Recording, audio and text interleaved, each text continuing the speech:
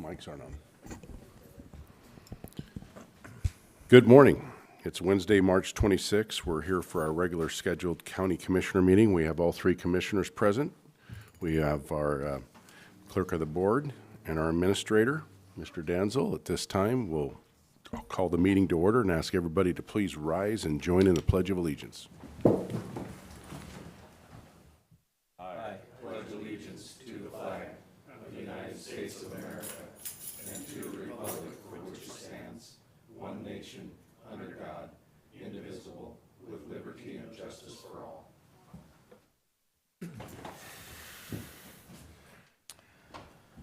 So at this time, I would ask for the adoption of the current agenda. Mr. Chairman, briefly, we have a necessity to go into an executive session, and so I would recommend that the chair entertain a motion to amend the agenda and then accept it. Okay. Mr. Chairman, I would move to amend the agenda as presented to put an executive session for 25 minutes immediately following the adoption of an amended agenda. The executive session will be under RCW 42-110-1I for 25 minutes. And then a second amendment is back on the meeting on March the 12th. We pulled an item from the consent agenda. So I would propose that we would add a consent agenda item number 8. And it's Resolution 2025-089, and that is the bi-county agreement with the Washington Healthcare Authority for the detention youth in our joint facility. Second. There's been a motion and a second to amend the agenda for an executive session, 25 minutes after we pass the agenda, and also to add item 8, 2025-089. With the second, all in favor say aye. Aye. Aye. So at this time, we'll go into executive session for 25 minutes under the RCW called for.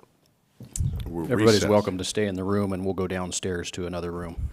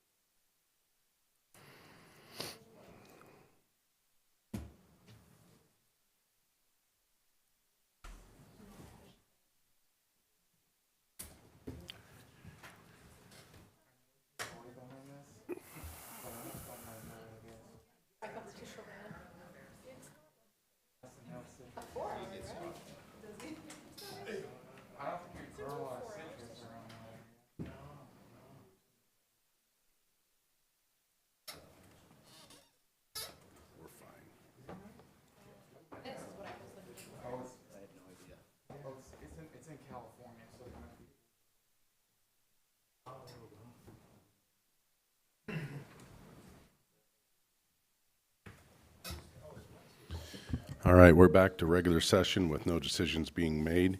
At this time, I'll open it up for public comment. Is there anybody in the room for public comment?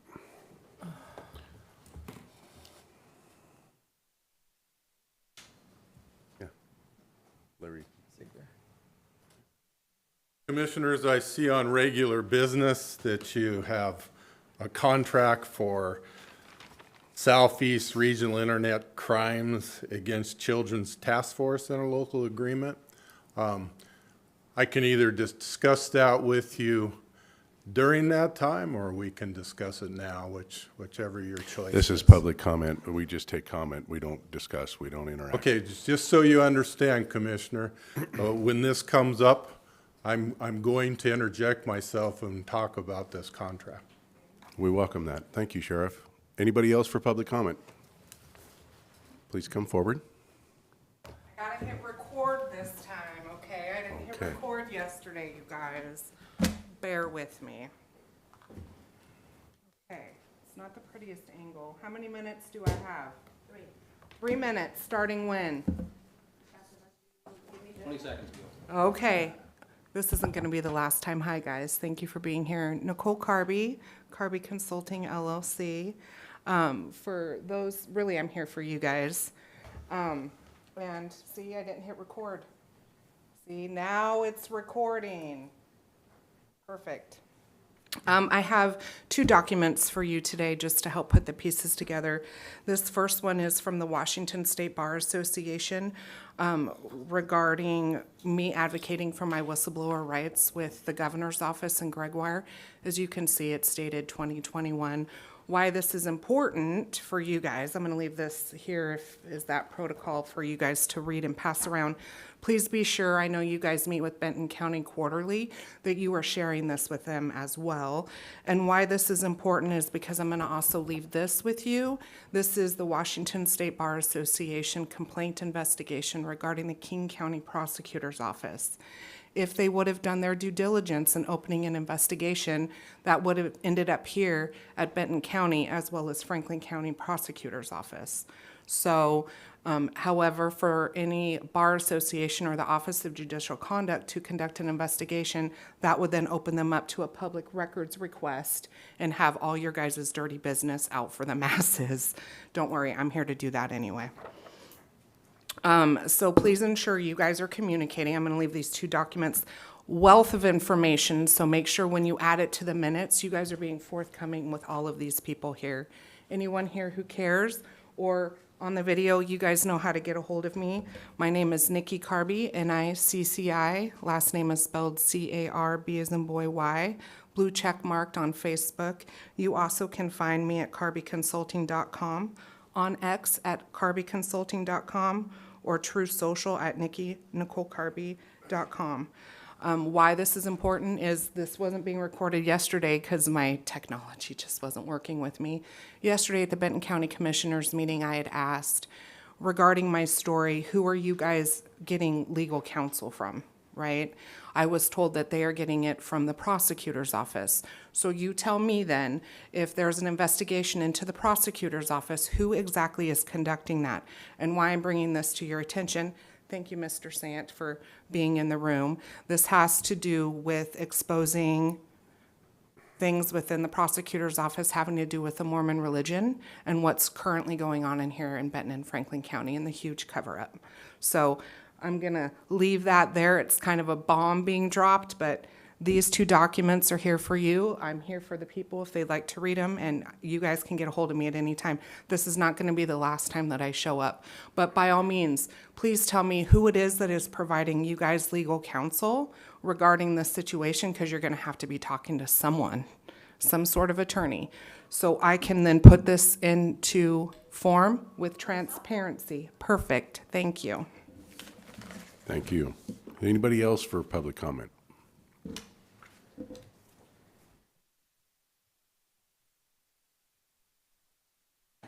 Good morning, Commissioners. Peter Harpster. Just real quickly regarding item 3 of regular business, the public participation plan for the comprehensive plan update. I read through almost all of the 10 pages that were prepared and like the idea of extensive public participation. One item I wanted to note in section 2.0 of that document is it lists the different groups or individuals that will be sure to be included in communications regarding the update. And there's organizations like Colville Tribe, FutureWise, Mid-Columbia Libraries, property owners, but there's no mention of home builders or developers. And it also says in the document that anybody can be added to the list. So I'd just like to request that any home builders and developers in the area be added. And an easy way to do that, maybe, there's I believe the county's got a list of everybody that has submitted a land use application in the last few years or so.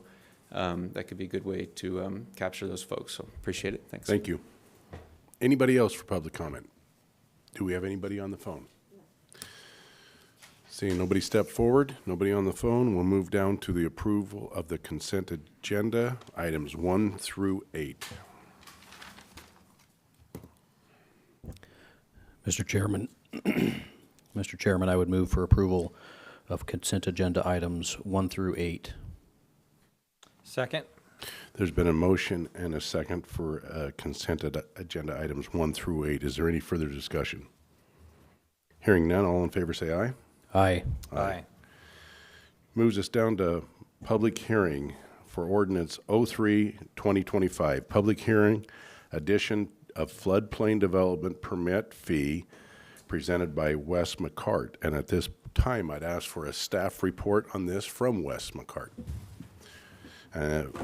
I will open the public hearing at this time. Thank you, Commissioners. Good morning. For the record, Wes McCart, Director of Planning and Building. What you have in front of you for consideration is an ordinance. I will tell you that I used the template for a resolution, so what was posted on the website should have been titled ordinance. That has been corrected. Everything, all the language in there was ordained and pertained to an ordinance, but I forgot to change the title. My mistake, sorry. In 2022, you passed a flood damage prevention code, Franklin County Title Chapter 15.08. In that, it required the county to, my department, to come up with a floodplain development permit application, which we did do. However, there was no fee to process that permit that had been brought forward. So what you have in front of you today is to add that permit fee to the current schedule of fees. I know that we need to do a complete review of our fees and bring that forward to you. That's not what's in front of you today. It's simply I have an application and no fee associated with it. I believe this should have been done a couple of years ago, but we're working towards trying to fix that. The way we came up with the fee proposal is I did talk to my staff to get an idea of what it would cost us to do so. And I did do a survey of the surrounding counties, and we've got fees anywhere from $140 in Spokane plus a $750 bond that may or may not be refundable to Walla Walla County that's charging $800. So we landed on $200 in the proposal because we figured that would compensate us for our time that we're spending to do these. And one last note is that most of the time, folks, if they have buildable land on their lot that's outside the floodplain, a lot of times they'll move their proposal so they don't have to go through this because there's substantial measures that they have to take to be in the floodplain. I don't anticipate we'll have more than maybe one of these a year. It's a not very highly used permit, but I do need to add it to the fee schedule. And I'll take any questions. First question is, if it's not an ordinance, what are we passing here today? It is. It is an ordinance, Oh, yes. okay, so it is- The current fee schedule was an ordinance, Okay. and we're just replacing the ordinance. Okay, could you, at first you mentioned that you had put it on the schedule wrong, so I was just trying to get it right. So it is ordinance. It is an ordinance, yes. 03-2025. Yes. Okay, just in questions, commissioners? How much area do we have that's in a floodplain? They are scattered throughout the entire county. We actually have quite a few that are mapped. As you can imagine, they're not super extensive, and most of them tend to be isolated. So you have areas that will be perched, isolated. They almost look like little lakes here all over the entire county that are in the FEMA flood map. I will tell you those maps are probably done in the 70s or 80s. I don't remember exact date of those, but they are outdated, and FEMA has not updated those. But those are what we are required by federal law to use. So if excuse me, if somebody would wish to see that map, where would they go? To your office? Yeah, they can come to our office. We can bring it up, a GIS. We also have hard copies of the original FEMA maps, and our GIS system kind of gives us an idea of where those are. But to find out the exact location, we actually pull up the FEMA map, hard copy paper. All right, thank you. Don't really have a question, just a comment. Appreciate your hard work on this and the looking into the other people, and appreciate also that we're going to address our fee schedule countywide. Appreciate your hard work, and I understand what we're doing and why we're doing it, and I appreciate your hard work on it. I appreciate you keeping the cost you. down, even though it's rarely used ordinance, so. So my question is, when was the last time FEMA did this floodplain? What year? I believe it was in the early 80s, but I'd have to go back and double check when they actually created those maps. And they have no time frame on when the new one will? Because we've had some really good wet winters, and we've had roads excavated by water, so it'd be a good time to update it at this time, I would think. So those have to be done by FEMA, and there are counties all across Washington that have requested FEMA to redo their maps with no success, Commissioner. So perhaps under the new administration, we can have them spend a little bit of money to upgrade their maps. And I'd just like to say, Mr. McCart, I echo the words of my commissioners. We are so appreciative of you here looking over all of these fees and keeping the fees down for the people of the Franklin County. We thank you so much for this. And so if there's no further comment, and this is an open public meeting, is there anybody from the audience that'd like to comment on this? Anybody on the phone? Seeing nobody come forward and nobody on the phone at this time, I will close the open public meeting and entertain a motion. Just make one quick moment, Mr. Chairman. With little effort, you can pull up the FEMA flood maps online. I just did it here in a couple of minutes there while we were listening. With that, Mr. Chairman, I would move for approval of ordinance 03-2025 for the ordinance in front of us today. Second? There's been a motion, a second, for the passage of ordinance 03-2025. Any further comment? All in favor, say aye. Aye. Aye. Thank you. So with that, we move down to regular business. Thank you, Mr. McCart. Item number 1, contract, South Region Internet Crimes Against Children Task Force, interlocal agreement presented by Jeff Briggs. Mr. Briggs.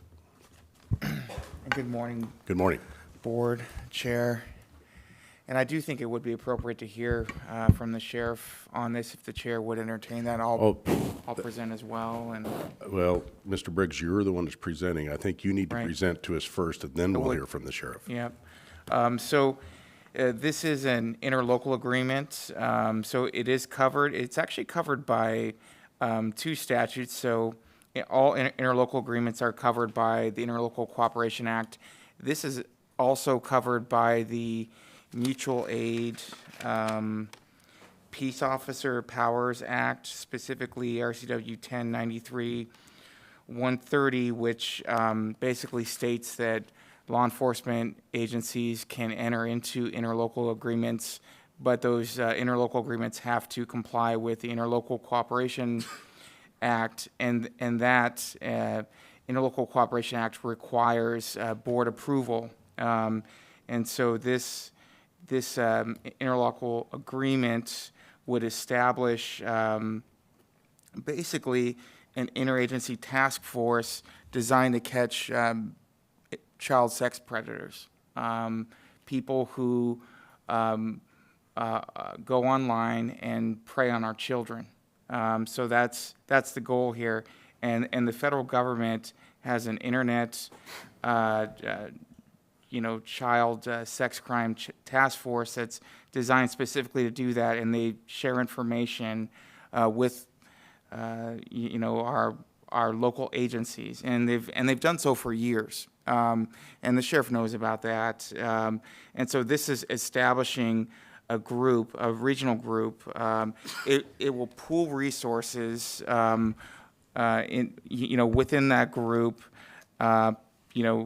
perform sting operations, engage in peer-to-peer chats, doing those sting operations, and perform outreach to youth, doing media presentations, stressing the importance of internet safety protocols and prevention of the victimization of youth.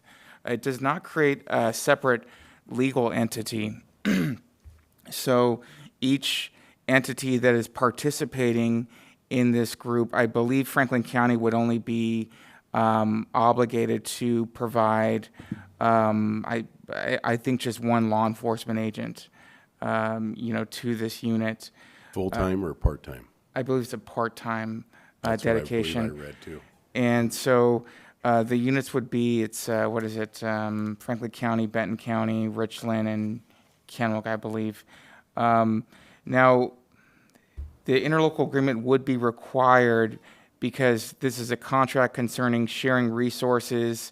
There's also indemnification requirements in here among the agencies responding.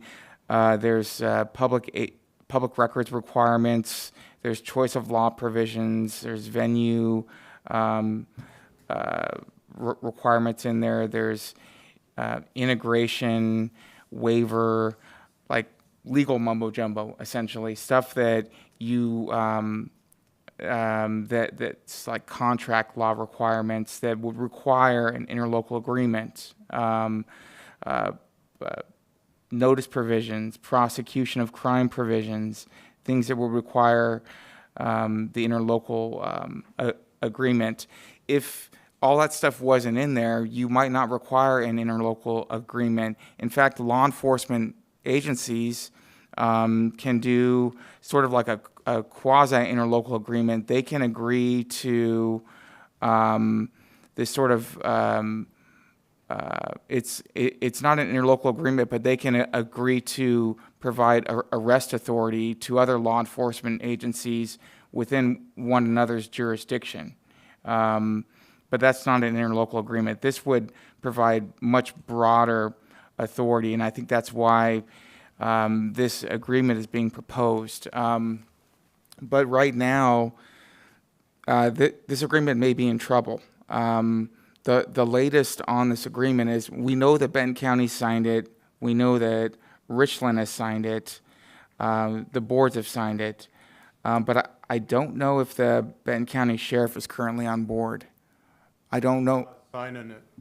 Right.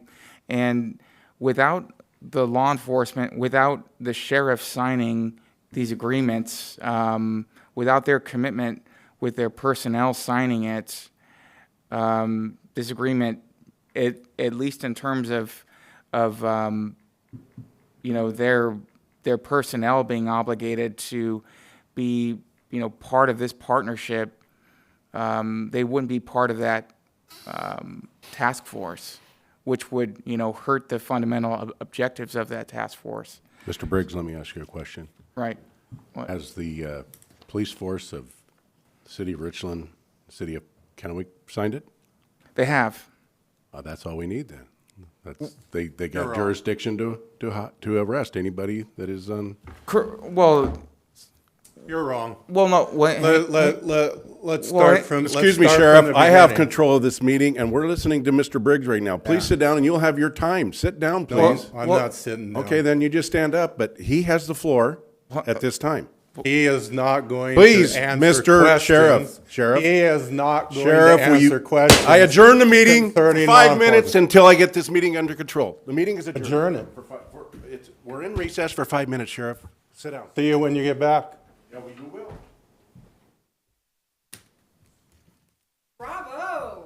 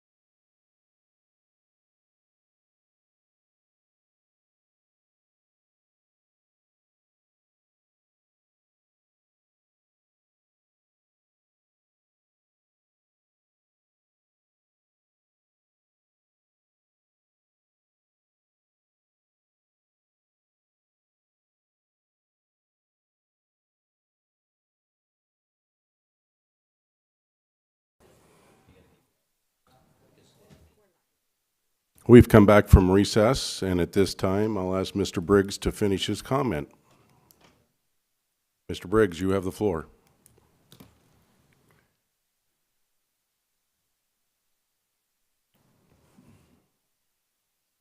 Just tell us when you're done.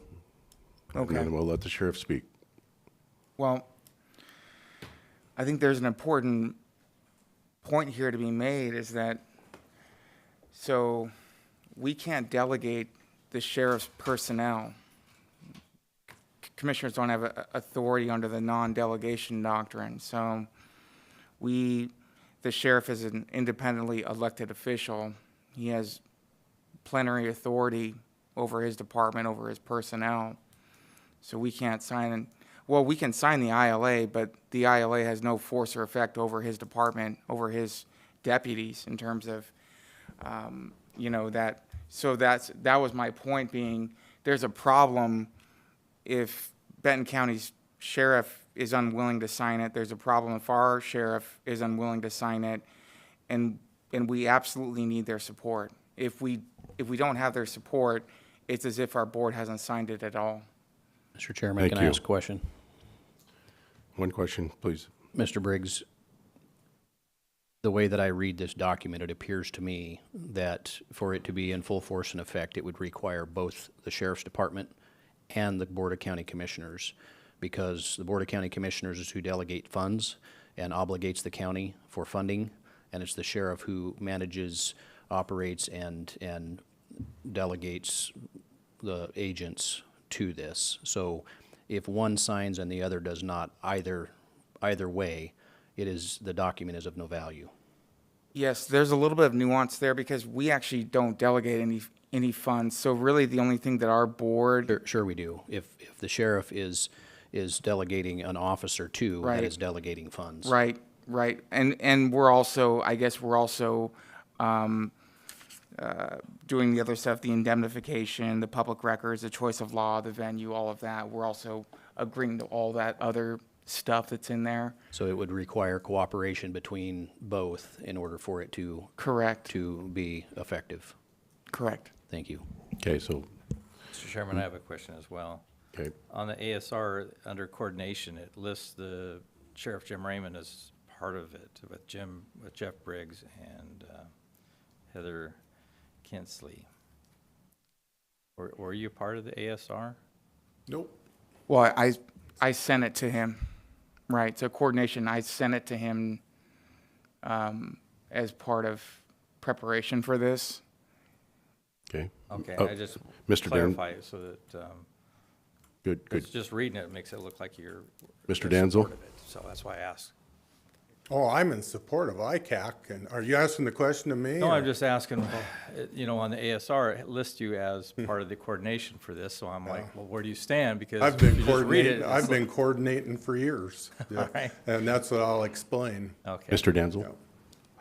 It was pretty much, it was, on the ASR, it wasn't originated by the sheriff. It was that for this to be executed effectively, it was going to have to be coordinated with the sheriff and routed to him for signature. Okay.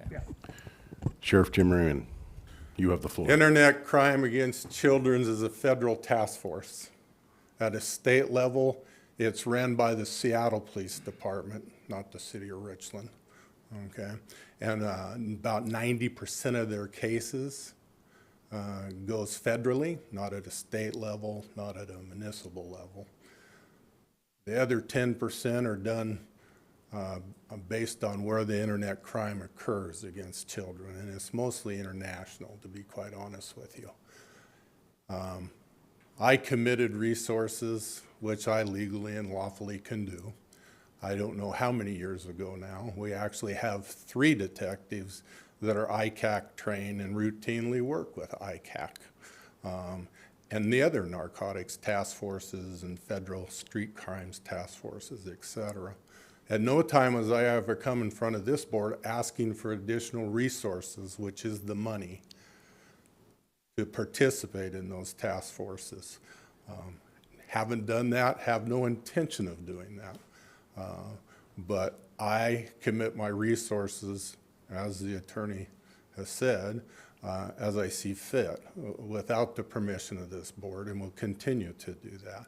And we will continue to work with ICAC and the DEA and all the Homeland Security federal agencies and our local task force members. Where the rubber meets the road is this ILA was sent from the city of Richland's attorney's office because the Richland Police Department answers to the city. I answer to the people, if that makes sense to you, okay? And they then sent it to the prosecutor's office, who started this whole ILA nonsense that came along. I told him, I'm not signing that. There's no need for that. We're already members of all those type of things, and we will continue to investigate internet crimes like we routinely do. And when we need to utilize outside sources such as ICAC or any of the other task forces, then we'll do that. I have all those agreements in place because as the law says, I get to make those decisions, how we do that.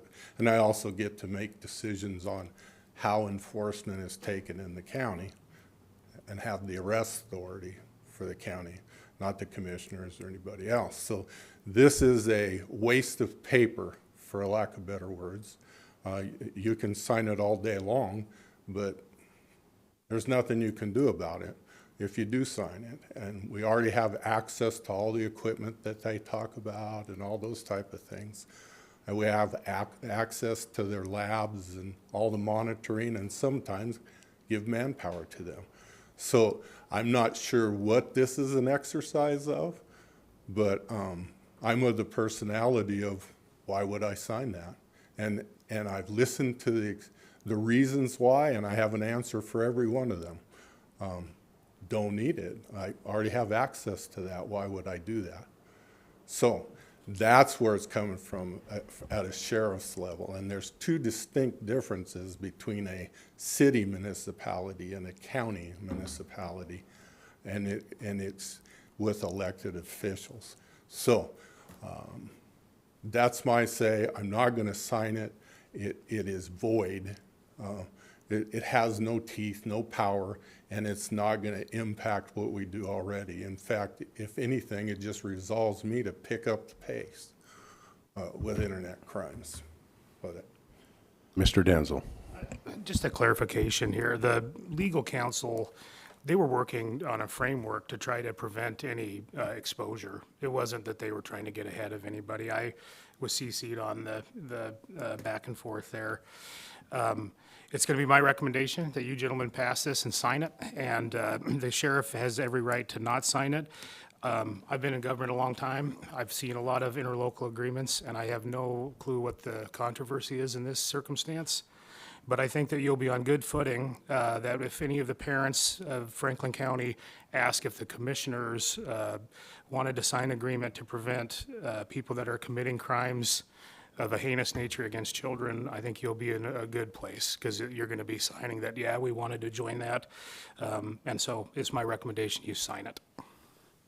Mr. Sant. Mr. Chairman and Commissioners, my understanding is when Jeff discussed this with me earlier, the real reason for an ILA is if you have any agreement between other governmental entities, that falls under the whole statute scheme of what is required under these interlocal agreements. And I think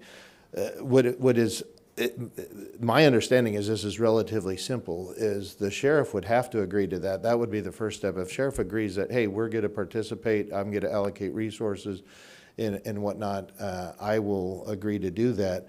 The board signs that. It basically says, hey, the board has authorized this kind of agreement to take place between bodies, because my understanding is a sheriff couldn't bind other or be part of an agreement that's not connected. Similar to like our Metro agreement, sheriff has to be a signature on that, and then eventually what we do is we route all those signatures to every other law enforcement entity, both the prosecutor's offices that are involved with that.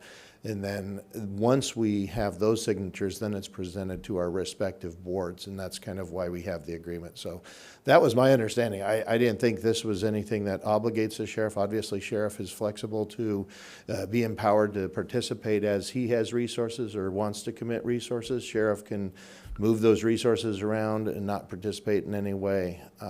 Sheriff has a lot of flexibility on what task forces they're involved with. So my understanding was simply that the ILA requirements are when we are joining with other governmental bodies, that requires the board's action. So I didn't take this as obligating the sheriff. It was basically simply obligating the county as required under the ILA, is that, hey, we recognize this is the desire of the party's reference. The board's in support of that recognition. And like Jeff said, when we have these ILAs, there's protections, because even though that might not be a financial issue, it is the board's legal obligation, responsibility, the risk associated.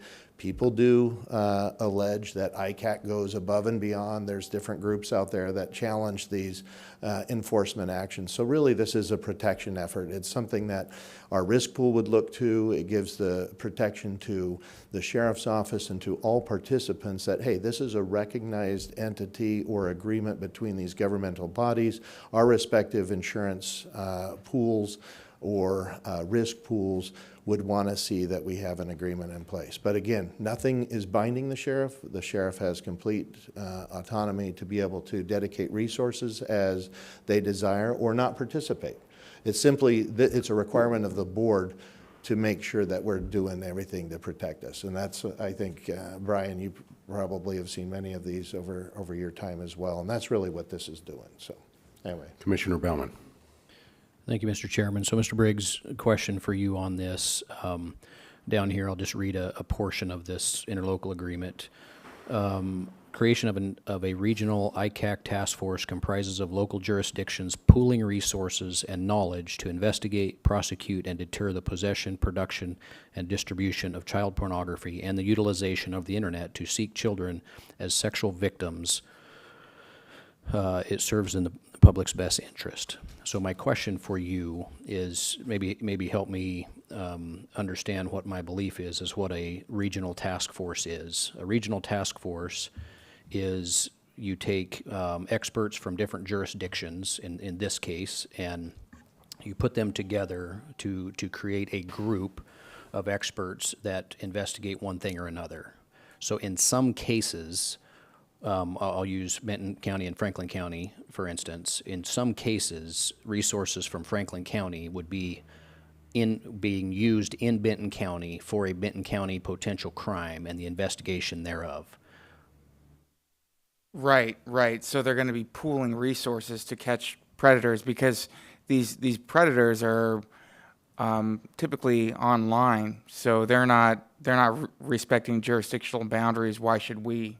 I understand and appreciate that. And so the reason for my question is the commissioners, is my understanding, outside of an emergent situation, are the only ones that can delegate funding from the county to whatever the situation is. It's one of the reasons that we have an ILA, multiple ILAs with our neighboring county for a multitude of different things, from the operation of the Juvenile Justice Center to a myriad of different things.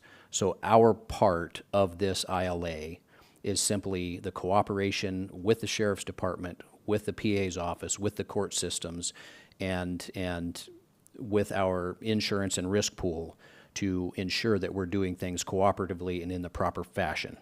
Right. It is in no way, as I have read this document multiple times, there is no way that our signatures affixed to this document in any way delegates or not delegates, tells the sheriff how to operate his. It is simply our part of ensuring that we are doing this process properly. Correct. Thank you. Thank you, Mr. Chair. Keep the mic closed. Yeah. Question. Is this not an agreement to share information? Because Benton County does not have authorization to come into Franklin County to make an arrest, correct? Correct, but again, I don't think you need an ILA for that. I think law enforcement could, without an interlocal agreement, it's the Washington Mutual Aid Act, they could grant one another that authorization without board approval. But this also would give them that authority. This is a timely issue, so if we have this agreement in place, we could share information and make that arrest quicker. Right. With the cooperation of the other. This is kind of county. like belt and suspenders, right? We're giving additional authority, kind of doing everything in our power to make sure that we are. Yes. So who in their right mind wouldn't want to further the protection of children and their interaction with the internet? Right. That's my question. That's a false I agree. answer. I agree. So I get to say now, no, they can't. Sheriff Freeman, you have the floor. They can't. Please ask for permission. Benton County can't authorize an arrest in Franklin County, nor Franklin County authorize an arrest in Benton County. I can authorize officers and provide them with special commissions to make arrests, but none of those are in place, just so you know. You're signing an agreement that says nothing.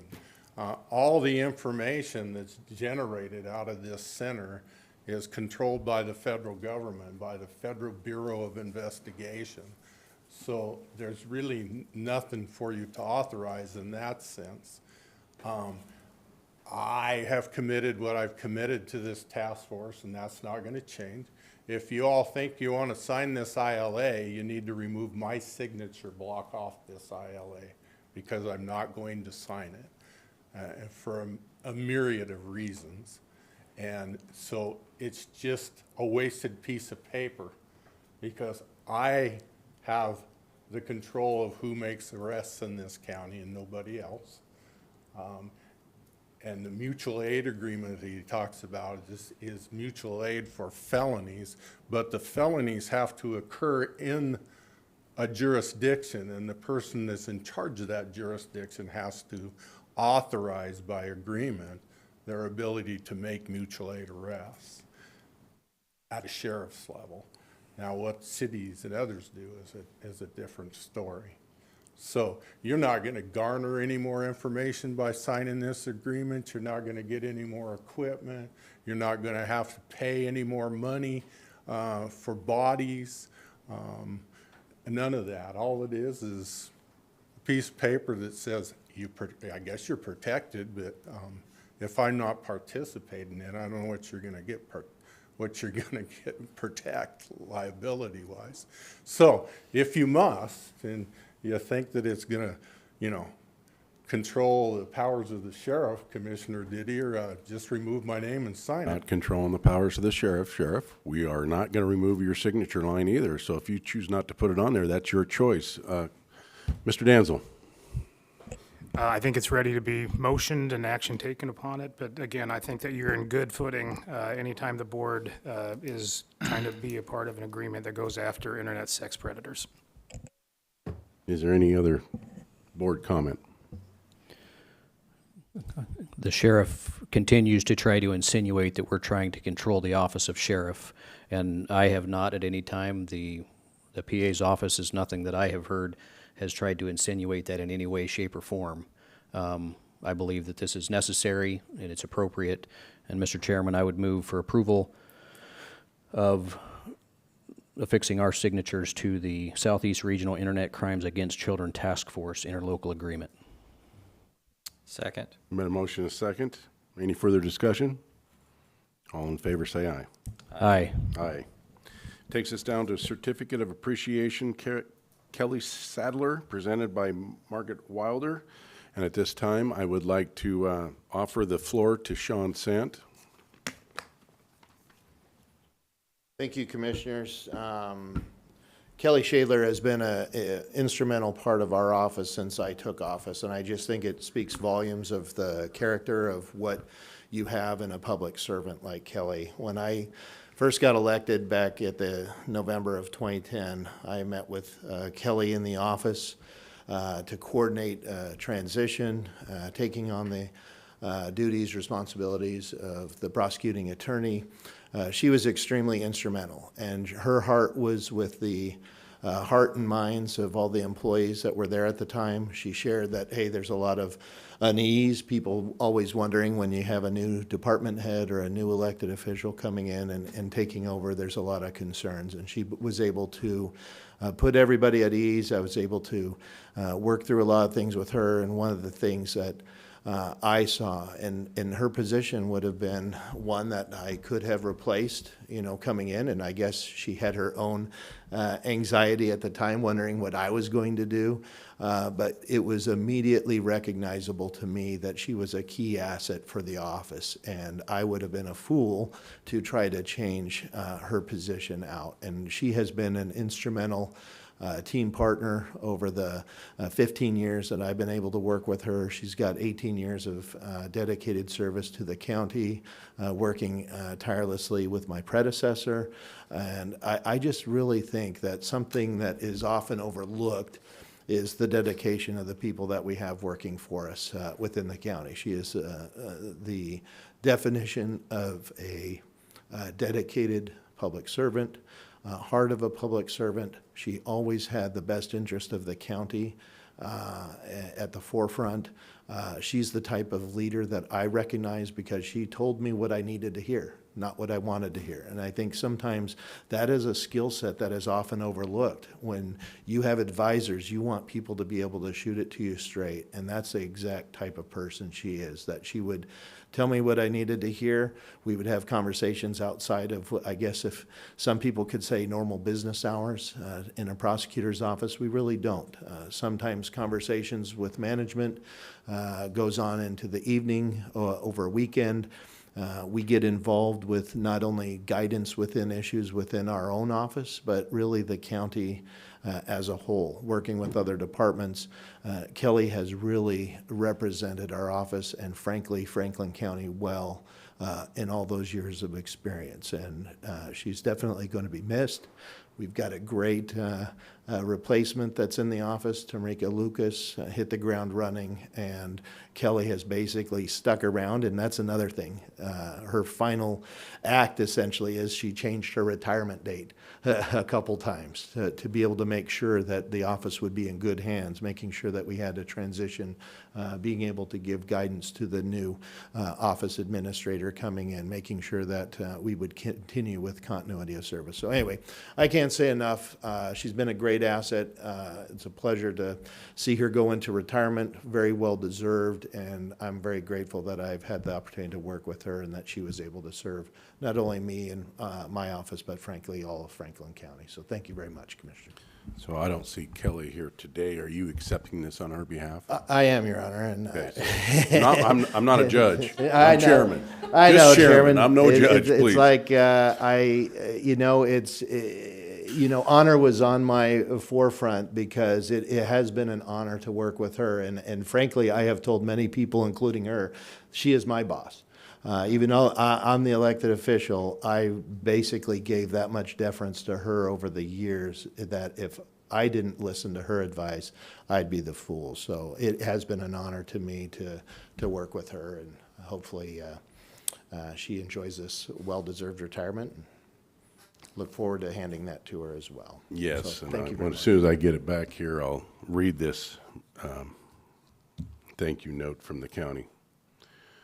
Just getting all three commissioners to sign it. So I just want to say, yeah, she has been a loyal and faithful employee of yours, and it's 18 years and 8 months that she has served. So almost 19 years. So at this time, I'll read this thank you note from the county.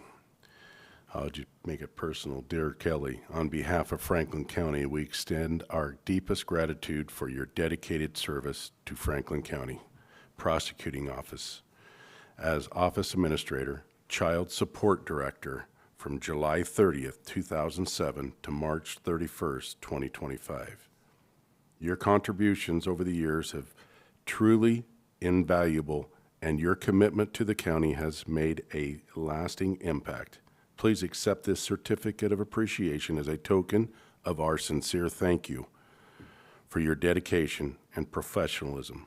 Your presence will be missed, but your legacy of service will always be remembered. Wishing you all the best in the next chapter of your life. Thank you very much.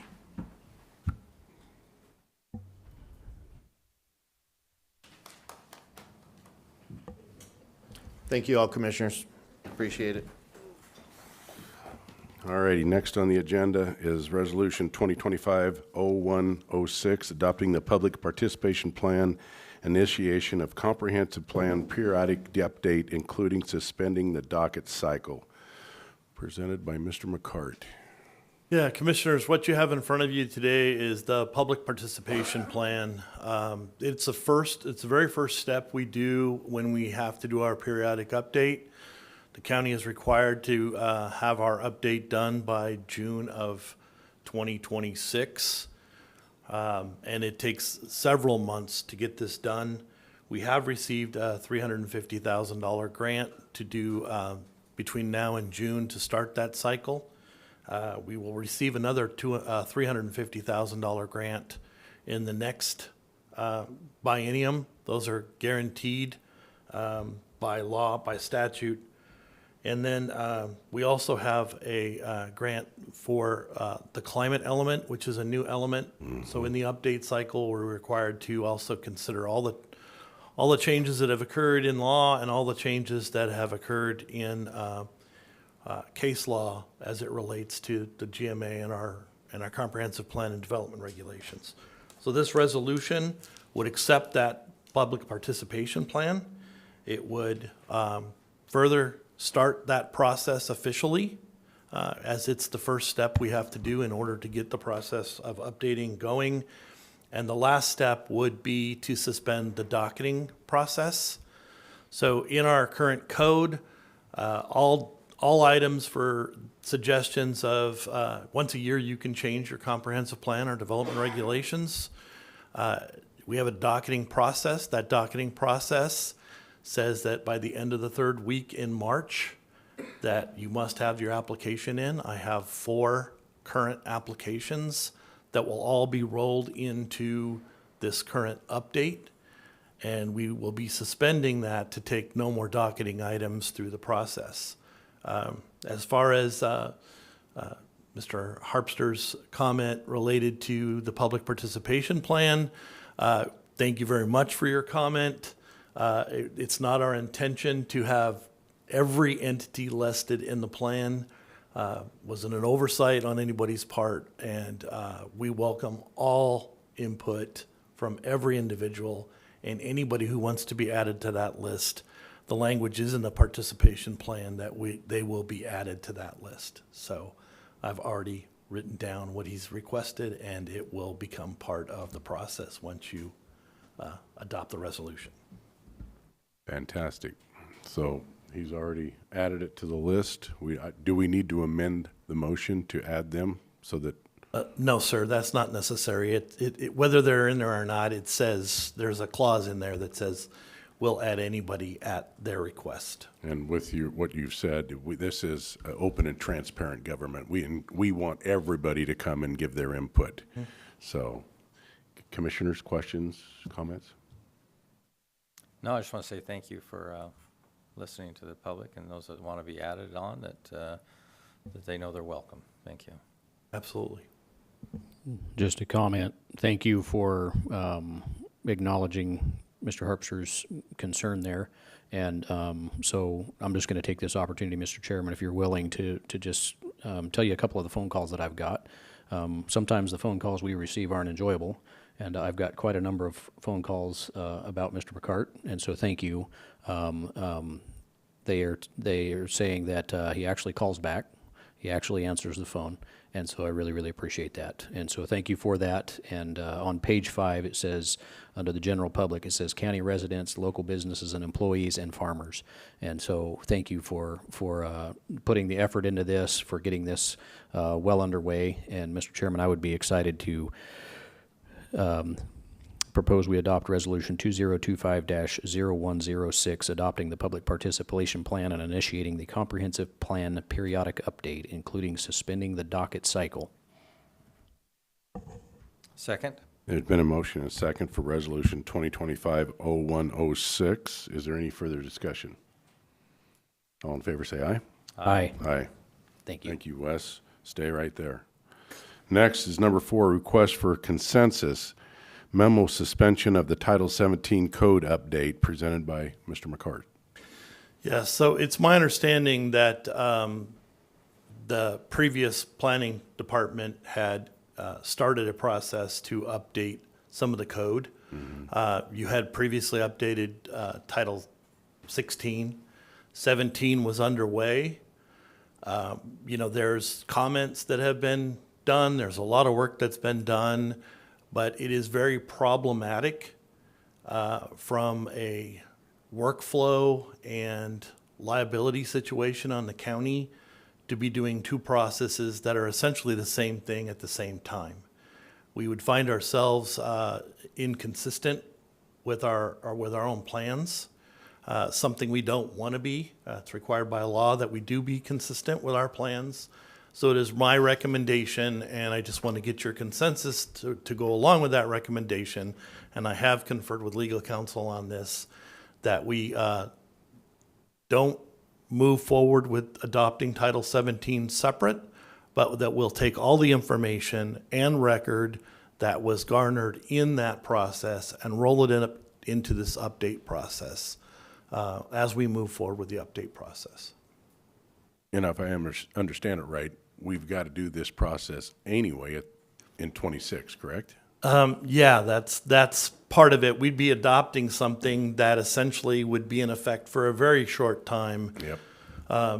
Maybe a year until we get the entire thing readopted. And as we make changes in the comp plan, it will reflect all the way through the development regulations. So it seems inappropriate to do that. And even though there's some really good fixes in that, like I said, we're not going to lose that information or that work. We're just going to simply review it as we go through the comp plan and start the review of our developmental regulations, what we would need to still change or improve in that so we can adopt it all at once. Thank you. Any other further comment, questions?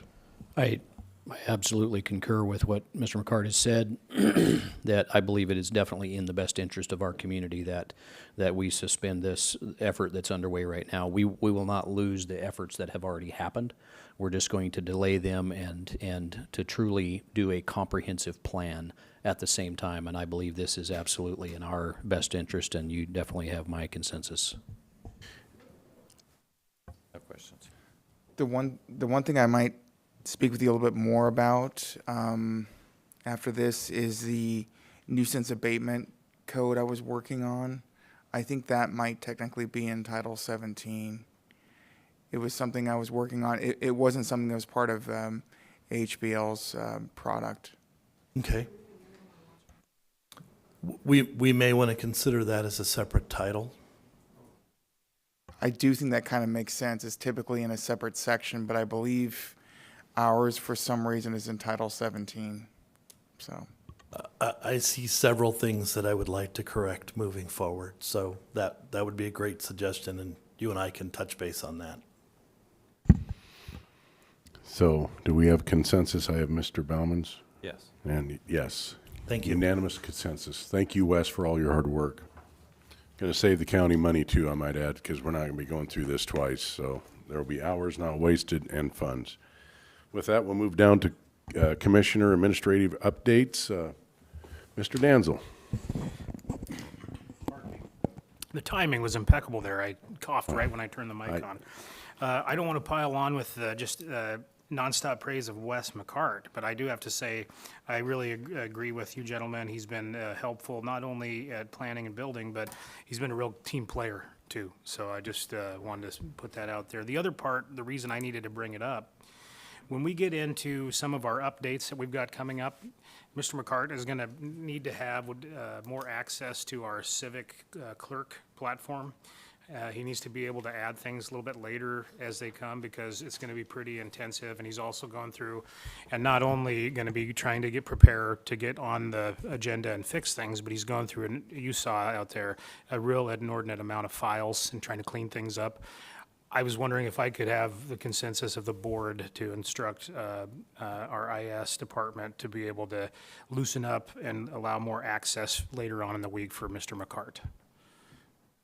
Just need a consensus on that? Yeah. As you see. Okay. Absolutely. Thank you, and thanks, Wes. Okay, for the other part of the update, I had a multitude of meetings with Commissioner Bauman, representatives from HWL, McKinstry this week. I'll get to that in just a moment here. We were ready to execute an agreement with Larry Ziegler to be our Office of Public Defense Manager. That's been done. Larry started today. I sat in on a meeting with Commissioner Didier on the Council of Governments where economic development was discussed. One of the things that they did was they took us through the project of Clover Island, the Clover Island project, and how they could try to seek opportunities to do more of that kind of work.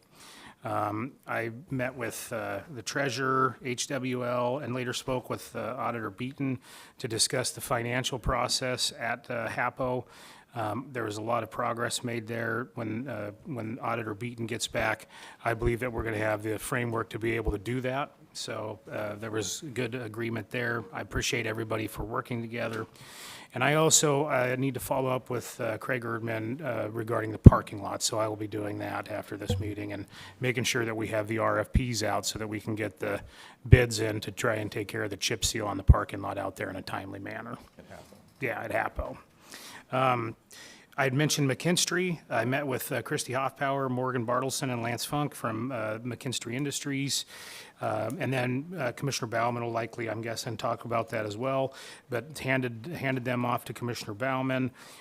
Here's kind of the gist. McKinstry was our ESCO, has been our ESCO for the different phases of the project out there.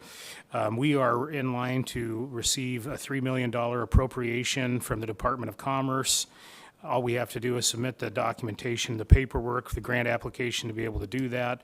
I have that in my possession now, and I just need, again, consensus from the board if you want to move forward with McKinstry and to seek the $3 million appropriation. Hey, you have my consensus. Okay. I will submit those documents after the meeting today, and we'll have that done and to the Department of Commerce by close of business today. With that, I don't have anything else to report on other than, of course, if you all have any questions for me, if there's anything that you'd like me to be paying attention to, would like to put, been working a lot with Council Briggs, and it's been really nice. We've got very competent people on staff here. It's a pleasure to work with you, and thank you for all your help. Thank you. Commissioner Bauman? Thank you, Mr. Chairman. I'll just start off on kind of following up what our administrator said about meeting with McKinstry. And so there's been quite a bit of effort that's gone into trying to understand what the needs are at the HAPO Center.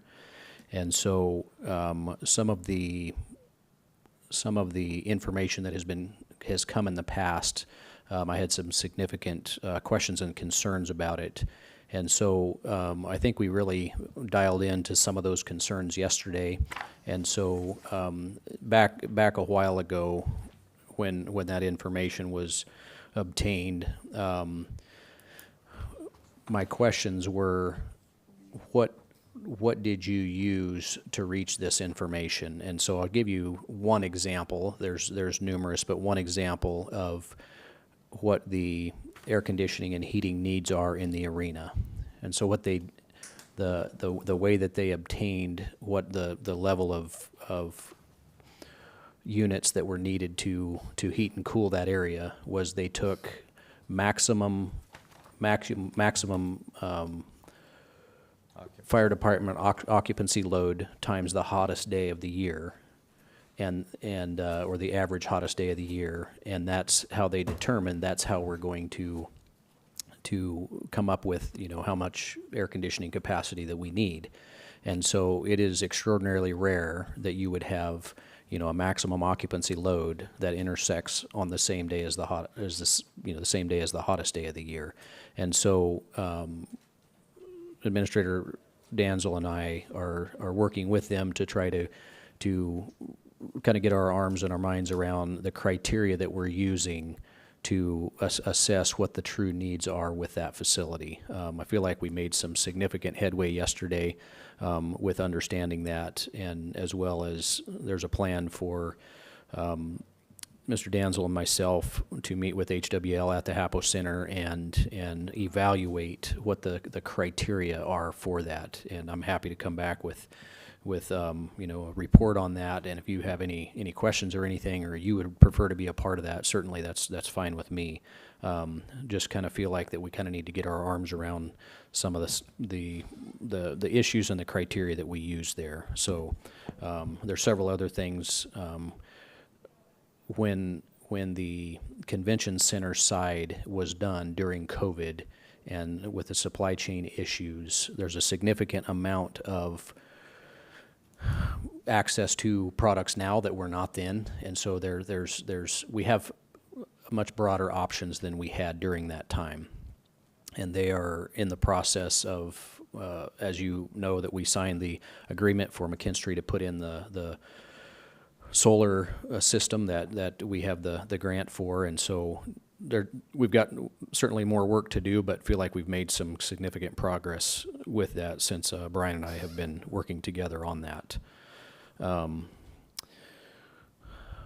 Went last week to the west side, to Olympia, met with the Legislative Steering Committee with WASAC, and I provided each of you a report on what that was. And so with that report, there was an issue paper in that report that failed to pass, and there's a significant effort underway in a multitude of different ways that has to do with solid waste. The state legislator is considering forcing everyone to have a fairly extensive process to recycle, and that can be very, very expensive and costly, time-consuming, et cetera. And so the staff at WASAC put together an issue paper that was voted on. That issue paper did fail to pass, and so, however, that does not mean that the efforts with the WASAC staff has passed. They are working diligently on that. So, and at the back of that report also, there is the kind of the hot list of bills that would impact us as a county, and so would encourage you to look through that. And met with quite a few of our legislators. I think I met with about 10 of our legislators, from senators to representatives. And also, I provided you a report from our lobbyist, Water Street, and the actions and the efforts that they have been undertaking on our behalf. So you have that report.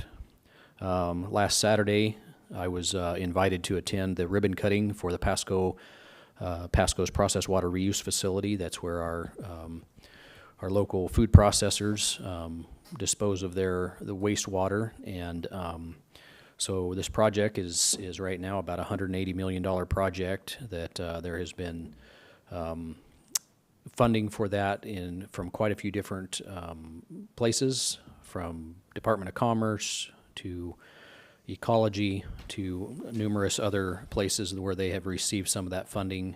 That processed water reuse facility is now operational. They are running.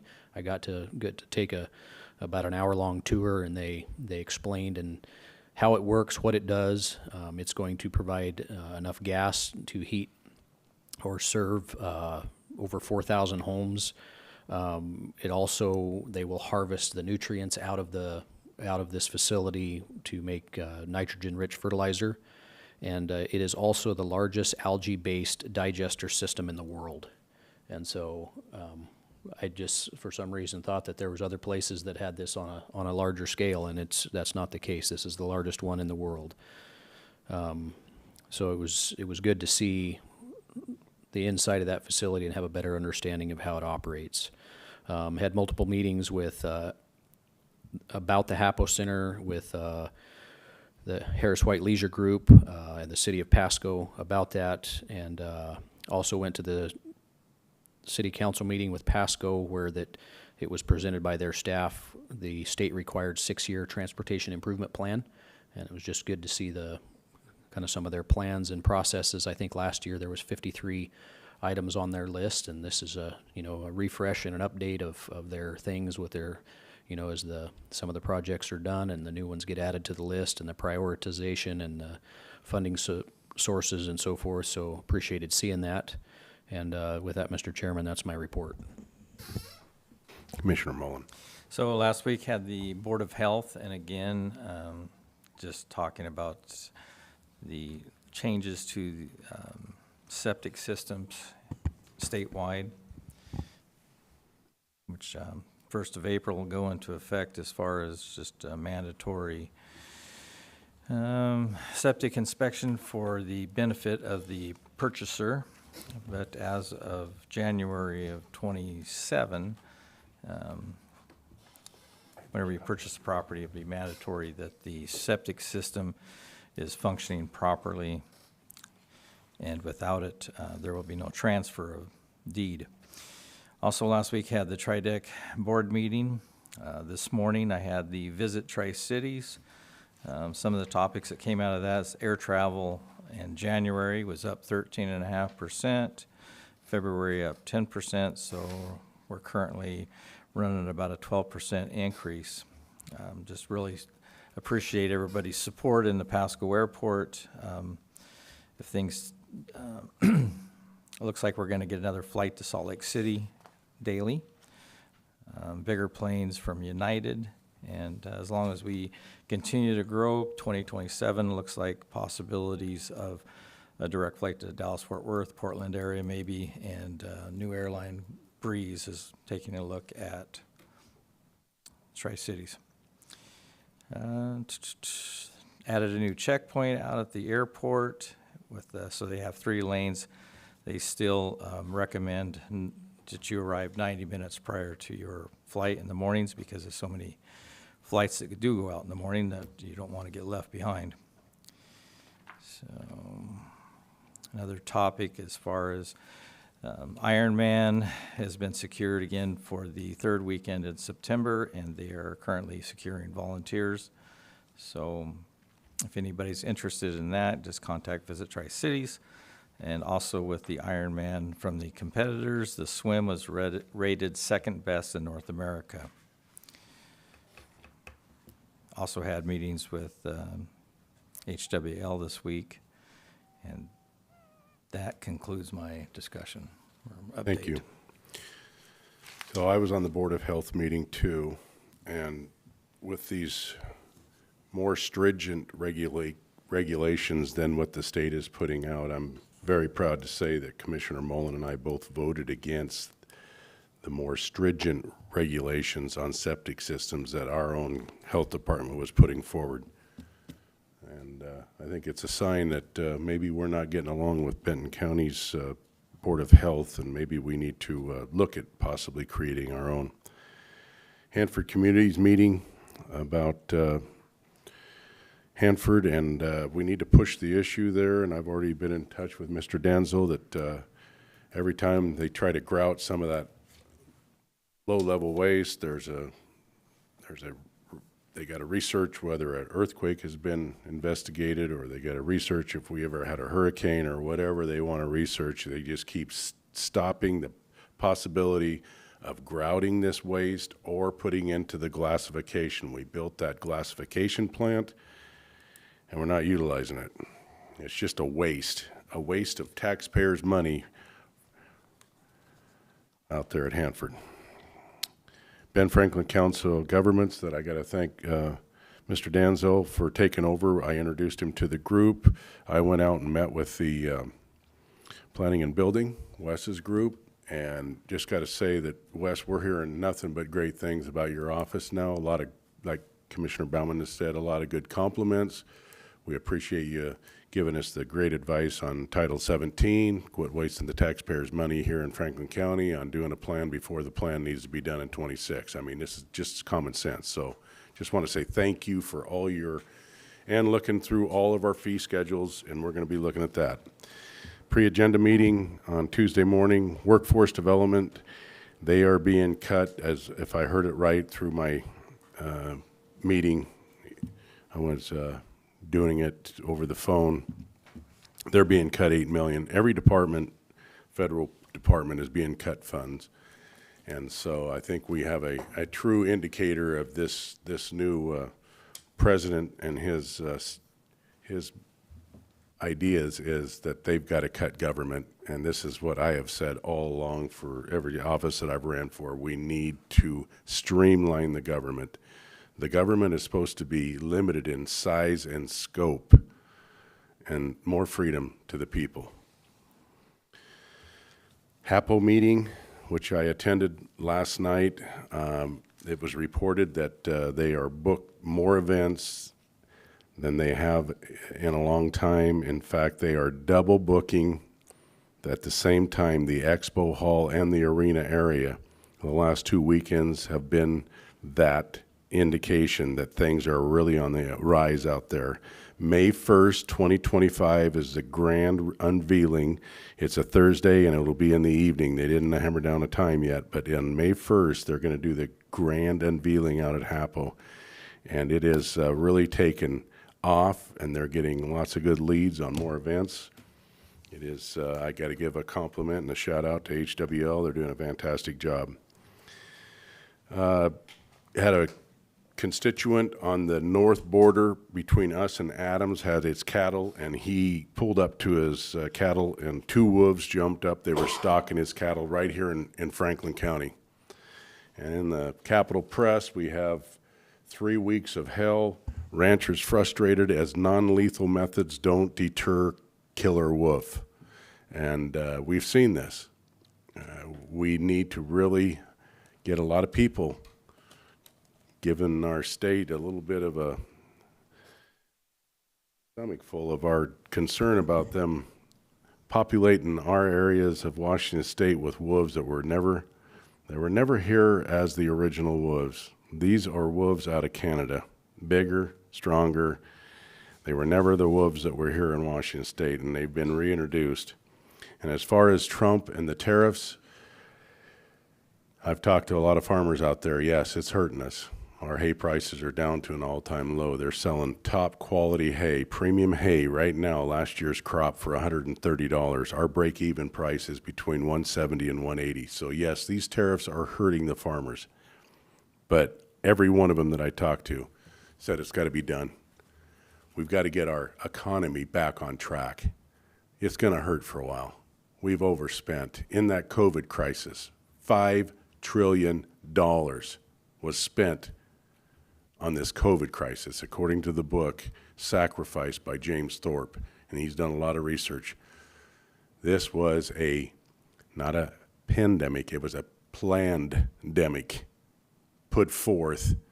And if you want that book, I'm out. I've handed all 25 that he sent me. You can Google Jim Thorpe Sacrifice. Get that book and read it, because he mentions in there one lady and her husband, related to him, had a healthy baby boy. And they were sold on this vax. She got the vax, he got the vax, and they had 8 miscarriage babies, 1 full term that was alive after it was born, and it died. And this is because of the vaccination. Travel in the roads out in Franklin County. Again, I give this concern every year. The farm equipment's out moving up and down the road. People are getting impatient. I almost watched a head-on Glade Road. And I also seen our road crews were out sweeping the off-takes of the road, and a truck came into my lane, and I had a car in front of me, and it came close. We just got to be overly cautious at this time. And if your kids are just getting a driver's permit or they're driving, please tell them to be very cautious. We have lost too many people on these farm roads due to impatient drivers. Don't be impatient. The buses, I want to share this with you. This came out. It's done by the Washington Policy Center. Bus operating costs nearly tripled between 2012 and 2023. Operating costs per passenger went from $4.74 in 2012 to $12.17 in 2023. And the costs are going up more and more as I watch these buses running around the Tri-Cities. I only see 2 to 3 people max on these big diesel pushers that run around Pasco. We could certainly be more conservative and smaller buses, which I've been harping for, but when you got the federal government and you have to tax the 0.6% or you lose the federal money. I've asked Mr. Danzel to please get a hold of the administration and make it a point to maybe say, if you lower your taxes by 0.2%, you'll get all the federal money. If you don't, you lose your federal money. Let's turn this thing around and make them run more efficient and more effective instead of just having this cash cow, and they are looking for ways to spend money. So we're working on that through his connections. That concludes my report. Mr. Chairman, could I ask a couple questions about your report? Yes, sir. So, on the VIT plant, so did I hear you correctly that they're now saying they're not sure if they're going to be able to run this through the VIT plant because they may have to grout it in place because it's not safe to do so? The grouting, these are two different issues. The VIT plant, again, they've had to do all these research for earthquake, for all these different reasons why they can't get that up and running to glassify. On the grouting, that's a whole nother issue, but the same thing. It's just slowing down the process. They're not getting anything grouted or glassified out there.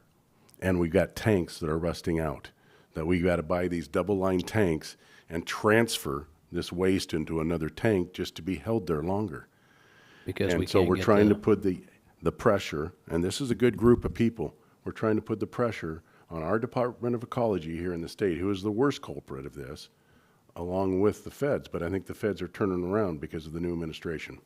Thank you. And then on that article you were referencing, The so- Washington Policy Center? yeah, on that article and those costs, I have not found those numbers to be anywhere close to accurate, and so here's why I tell you that.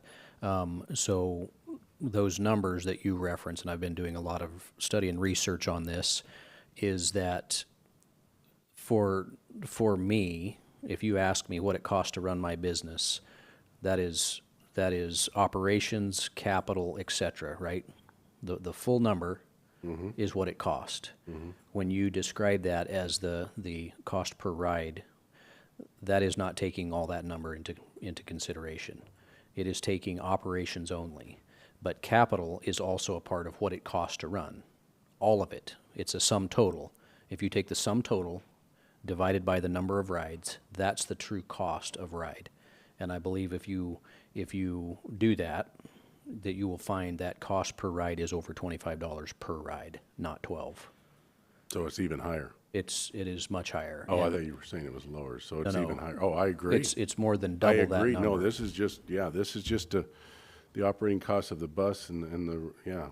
You're probably So- exactly right. I thought you were going the other way with that, so It is exactly opposite, and it's more than 2 times that number. And so I'd be happy to have that conversation with anybody that's interested and listening to this. I have asked the staff at Ben Franklin Transit, as Commissioner Didier and I both sit on that board. I have asked them to do a comparable with agencies of like size to know what their cost per ride truly is, and so they've indicated that they would do that, and I'll come back with a report on that. Thank you. I would encourage you to get a hold of the Washington Policy Center and give them even more ammo to write their next article with. I also like to add, since I've been on the board, I've only voted for a tax increase for mental health, and because it's needed in this community. But I just think that for the public awareness that the tax for our recovery center is only 0.01%, and you pay 6 times that amount for the public transit system that is not used to its full capacity.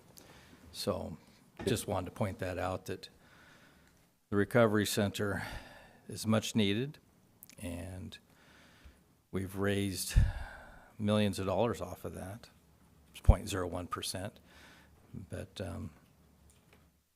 just keep in the back of your mind, we paid 0.06% to the transit system for, it might be a needed service, but obviously there should be some cutbacks because most of the buses are empty, and you are spending that amount of money on something that's not being utilized. Thank you. And that 0.01% equates to, in Franklin County, $7 million a year. Over $7 million a year. So times that by 6, and that's what Ben Franklin Transit's receiving, plus federal money, plus state money. I think they said their budget was $130 million, I believe is what it was, or over 130. Yep. So with that, we'll move down to public comment, and I believe we have 2 people on the phone that have been waiting quite a while. We'll start with them. Please.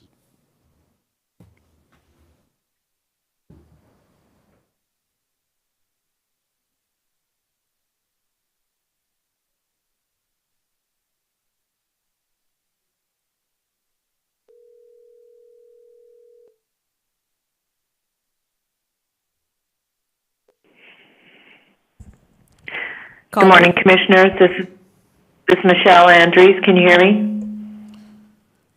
A little too well. Good morning, Commissioners. Let us turn down the mic just a hair, please. Okay. Good morning, Commissioners. This is Michelle Andrews. I'm just watching you finish up your, because of the delay, your Commissioner updates, and I concur with the transit and getting somebody in Washington, D.C. to give us a break, because we do support the mental health facility, but what we're being taxed for and what we're getting from the Benton Franklin Transit is not working. There was also a comment on working on transporting veterans over to Walla Walla. I do believe Grapevine does that, but I don't know if you know about that. I would like to put that in there. And I also passed on the name of somebody that does transportation as well to look at Franklin's own transportation and have a proposal to get those taxes diverted differently. Regarding the main reason for my call was the discussion earlier on the task force. I did hear Benton County Sheriff that worked on that task force do a presentation to parents to keep their kids safe online. Any of these gaming things that have chat on them, that's how they get a hold of the kids, start grooming them, and the parents never know. The other statistics that are very alarming is that he asked us at the beginning of his presentation where in the world was the most cybercrime and sexual crime centered at. And people said L.A., Las Vegas, New York, Florida. It was not. It was Tri-Cities. And the raids that they've done, like the Bunch Finnegan and others in Yakima, included finding knives, guns, and even, I dare to mention this well, an item that is used on cattle to keep their vaginas open. So it is very important that this task force go forward. I hope you can work out the concerns regarding how it's signed and what it means to sign it, but it is very important to have that task force here. I think there's only 3 in Washington State, and they work very hard. So I would really like to support that without infringing on the sheriff's rights, and I hope that he can participate more because it's not abating from what I understand. Thank you for your time. We have one more caller. Not anymore. Okay, so at this time, I'll open it up to the audience for anybody for public comment. That means me. Thank you, Wes. I appreciate all your assistance and all the great hard work, all the good acclimates. Okay, so I really know when to show up, don't I? Pertaining to the documents that you already took and following up with Jim Raymond's comments, I hadn't spoken to him before the meeting today, certainly didn't know what was on the agenda, I'd just show up.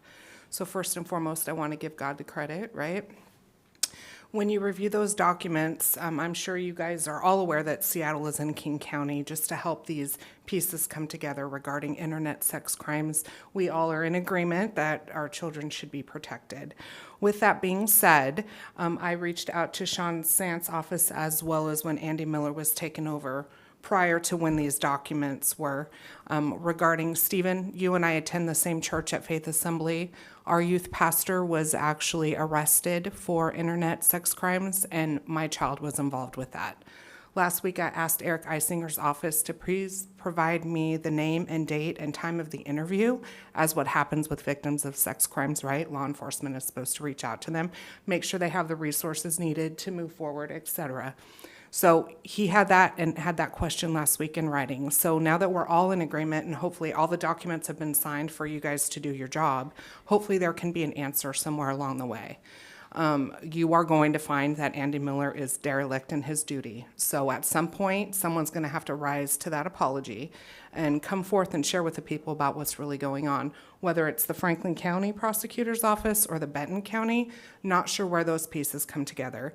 Also, regarding comments today and contracts, you're going to want to look at the complaint I filed against Governor Gregoire. And the very last name in that complaint actually has the business agent listed for the Sheet Metal Workers Business Union. It ties directly into both your guys' pensions as well as Benton County's pensions. So just want to make that perfectly clear, and it has already been provided in declaration form regarding the case that is currently going on in Benton County. And what I mean by that is you guys will be receiving an email in your inbox today for 5 judges that will be under review from the Office of Judicial Conduct. So hopefully, I think that we're all in agreement. What, you guys need about a week or so to be able to get back a hold of me in terms of that information? And if not, just know I appreciate all your guys' names on that document because you will be held accountable. Crimes against children, especially of a sexual nature, carry a certain level of consequences, don't they, Sean? I got a thumbs up. Also on your agenda, McKinstry was noted, but you didn't note Apollo Inc. that is listed on the website. If you guys could answer a question for me. You guys typically provide contracts to those who are union only. Apollo Inc. is their non-union entity. So are they the ones who received the contract that you guys are accepting work for Resolution 2025-0102?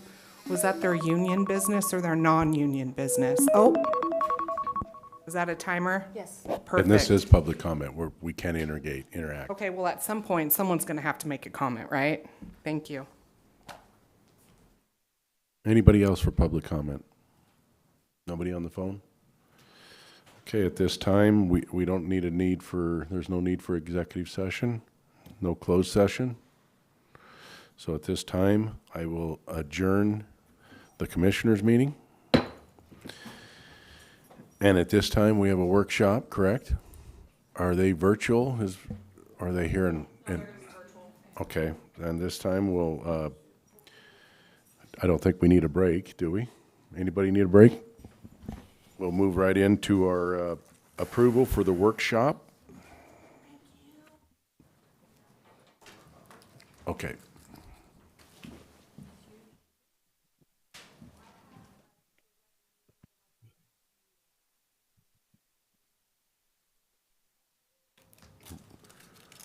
Can I get a motion for approval of our workshop with the workshop presentation of benefit discussion? Mr. Chairman, I move for approval of the workshop agenda as presented. Second. Been a motion and a second for the approval of the workshop agenda item benefits discussion. All in favor say aye. Aye. Aye. Aye. So at this time, we'll open it up for public comment. Is there anybody for public comment on the benefits discussion? Seeing none, we'll proceed with the presentations.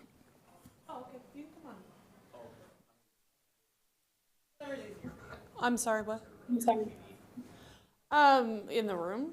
Yeah. Well, UEBT, I don't see that they're on, so we'll start with FOP. I'm sorry, I don't know your name, so you can introduce yourself, but Dan Fennell's there on the monitor. So we'll go ahead and start with them. Yeah, you want to sit here? Good morning. Okay. Good morning, commissioners. First of all, I want to apologize for my voice. I have a terrible cold. I believe that Mr. Anderson just sat down as well. I can see the back of his head. I appreciate I appreciate your time with us, and I hope you guys can hear me okay. We can, but we're trying to get the volume turned up a little bit, so just keep speaking and we'll get it rolled up there a little bit. All right, I'll move closer to my computer too. So, my name is Dan Tennell. I am the labor attorney for Washington FOP. I also represent as part of that, obviously, I represent the Washington FOP labor groups. You may have heard of FOP before, tongue in cheek. Currently, we represent the patrol deputies in the sheriff's office. We represent the support staff in the sheriff's office. We represent the command staff in the sheriff's office, and we are waiting for a decision from PERC as to what is going to happen to the jail staff, who has twice voted, once tied and the second time voted to leave Teamsters and have FOP return as their representative. By way of a little bit of background, for approximately 3 years, I have been working on behalf of both the Oregon and Washington FOP lodges to develop a labor-based medical plan for our law enforcement members in Oregon and Washington. my office in Portland, and I have a lawyer and a staff member in Tri-Cities, and then we have attorneys and staff throughout Oregon and Southeast Washington. We currently represent approximately 125 law enforcement labor groups through my office. About half of those are Oregon members.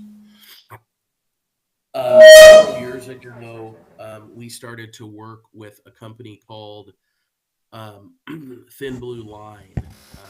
And Thin Blue Line developed a medical retirement plan for FOP members who are retired that would be able to afford good, fair priced, lower than market medical insurance. Through a sister company with Thin Blue Line, Oregon and Washington state FOP lodges have developed a medical program owned by the two lodges that provide medical insurance for first responders that we represent throughout Oregon and Washington. The nice thing about this plan is that if the labor groups sign up to this plan, we can offer the labor group also to the entire department, even if those members are not part of the FOP labor group. So for instance, what I'm going to show you in a few moments is available to the other members of the sheriff's office. And Robert will touch on this, but I also think it may be available outside of the sheriff's office depending on how the county wants. I've developed, and my office put together a PowerPoint program that explains your current insurance offerings that the majority of the people in the sheriff's office have, along with our medical program. You'll be able to compare these benefits to each other. You'll also see, and this material may be a bit dated, but I'm sorry, would you hold on for just a minute, Mr. Fennell? I can't hear. Sorry. So we need to turn the volume up, or we got to change something. And if you could not lean back in your chair when you're talking, because that's when we're getting this really high-pitched squeal. So I'm going to put on a headset and see if that helps.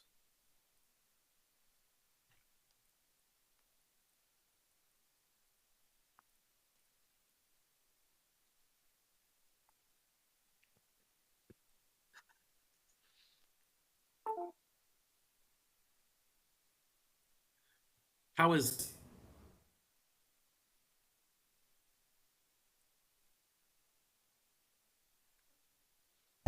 That's better. Good. Hopefully you guys can hear me better now. All right. So I have a PowerPoint presentation that lays out the FOP medical plan. It lays out your current plans that I understand the majority of the sheriff's office employees are on in the 4 unions. I obtained this by working with the county's labor attorney, Mr. Menke, who provided me some information and provided me a spreadsheet that, as of December, showed the number of bargaining unit employees that were in each of the medical programs, along with the costs that the county was paying directly towards premiums, that the employees were paying, and also the county contributions to VEBA. I think it's important that I want to highlight for you the deductibles and the out-of-pocket insurance amounts that the employees are subject to on the current Blue Cross plans, and compare those to the Thin Blue Line, or not the Thin Blue Line plans, compare those to the FOP plans. Now, I would be remiss if I didn't highlight Mr. Anderson's presence. Mr. Anderson is one of the owners of the insurance company that we have developed this with the FOP state lodges. He is the brains behind putting these plans together. He can answer all of your questions. I know just enough about medical insurance to be dangerous. So that's why I asked him to be here, and I really appreciate his time. So unless there's any questions at the outset, I'd like to go through the PowerPoint, and if anybody would like this, I'm happy to email in this at the end. I will just note there's 3 slides at the end that talk specifically about an FOP disability policy. That is not part of the medical plan. That is put in there for the deputies to understand what the disability offering is that is law enforcement specific. So that got included, but it is not specific to the medical plan. All right, so I'm going to hopefully be allowed to share my screen here in a minute.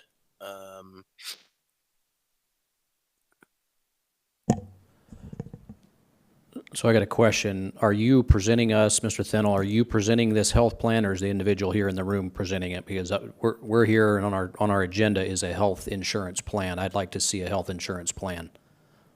Yeah, that's what is coming. I'm just trying to get my screen shared. And just by way of kind of a little bit additional background,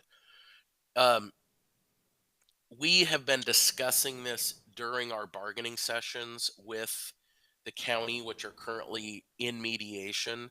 And so we have 2 labor groups that are presently Mr. Chairman, bargaining. I would like to see a health insurance presentation. That's what I'm trying to display right now. I was just explaining the background of this. I'm sorry, we're almost 10 minutes into your presentation, and we haven't got to any health insurance presentation, and I would like to see that. Can you get your screen to show us the? Yep, that's what I'm trying to do right now. Is it set up to share?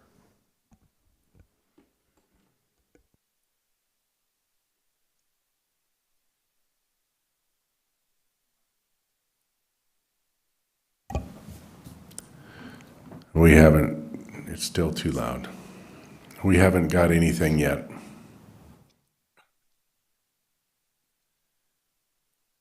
Is his screen allowed to share? There we go. How's that? Okay. Okay. So what you should be seeing right there is the beginning page. Is it moving through the slideshow for you all? Yes. Okay. So this is a Pacific Northwest Fraternal Order of Police specific medical plan. It was put together by Mr. Anderson and his company, who is here.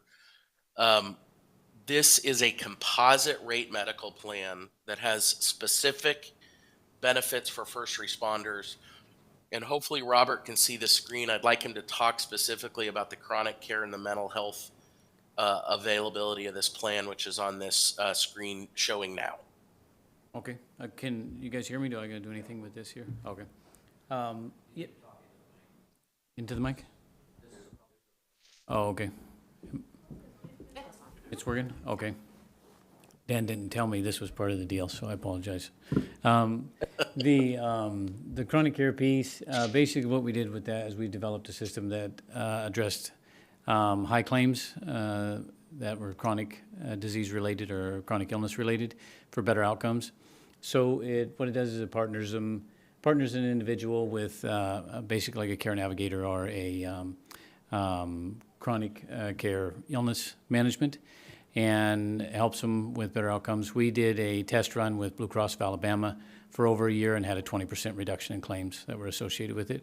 So it has a proven track record, has a check-in system and everything associated with it. Clearly most people that are dealing with chronic illnesses, they don't want to be sick. They either lack the knowledge or lack the understanding of what they can do to improve their outcomes. This pretty much directs that for them. The mental health care piece, it's a huge problem. I heard you speak a little bit about it in your guys' discussion earlier. I can tell you, one person running in regards to mental health care issues and abuse issues, they can burn through a huge amount of claims dollars, and all it is throwing money at it. It doesn't solve the problem. You have to have better outcomes. So that's where we create workshops, things for them to access on a regular basis. Is kind of interwoven into the fabric of the plan, so the workshops are always available each month.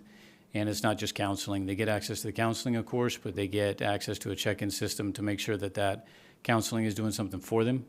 Mental health care is something that it affects everybody that's around the individual that's got the situation, not just the individual. So this integrates everything with it. It's also a Robin Hood project.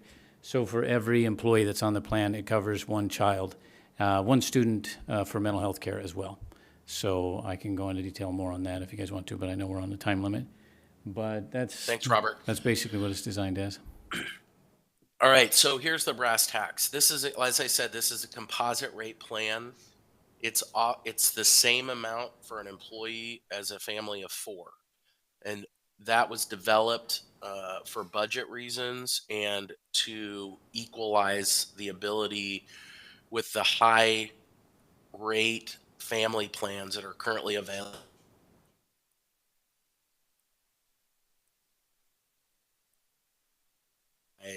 I've offered to send this out.